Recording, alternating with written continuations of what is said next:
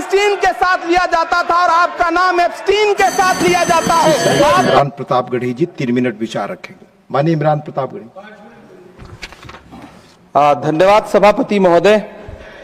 हम करें बात दलीलों से तो रद्द होती है, उनके होठों की खामोशी भी सनद होती है।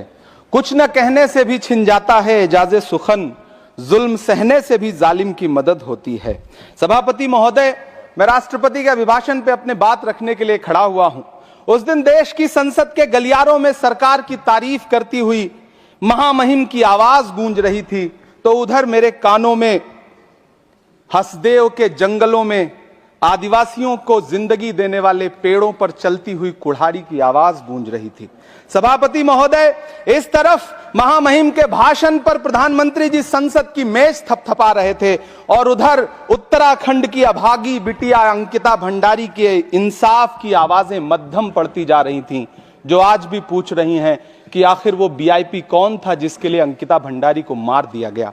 सभापति महोदय, इधर महामहिम सामाजिक न्याय की बात कर रही थीं और उधर उत्तराखंड के कोटद्वार में नफरती लोगों के खिलाफ एक बुजुर्ग को बचाने के लिए खड़ा हुआ दीपक, जो मोहब्बतों की रोशनी लेके खड़ा हुआ था, उसके खिलाफ कोटद्वार की पुलिस गंभीर धाराओं में एफआईआर दर्ज कर रही थी और वो भी उस दिन हो रहा था जब उत्तराखंड के मुख्यमंत्री कोटद्वार में मौजूद थे।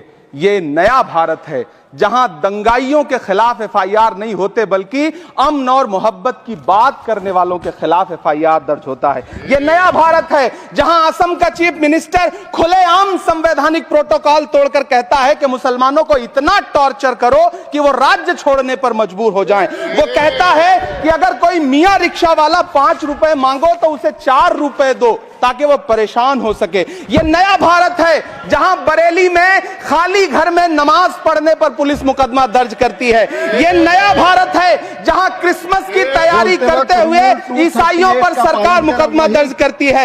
यह नया भारत है जहां जम्मू कश्मीर में नीट का एग्जाम क्वालिफाई करने वाले 50 बच्चों में अगर 42 मुसलमान होते हैं तो फिर मेडिकल कॉलेज की मान्यता ही रद्द होती है और जश्न मनाया जाता है। महामहिम, राष्ट्रपति का भाषण में सुन रहा था। सर, यह नया भारत है जहां मध्य प्रदेश के बैतूल में बच्चों के स्कूल बनवा रहे मोहम्मद नईम का घर स्कूल इसलिए तुड़वा दिया जाता है क्योंकि वो स्कूल बनवा रहे थे। ये नया भारत है जहां कोर्ट का स्टे होने के बावजूद बनारस की दाल मंडी में सैकड़ों दुकानें तोड़ी जा रही हैं क्योंकि रास्ता चौड़ा करना है।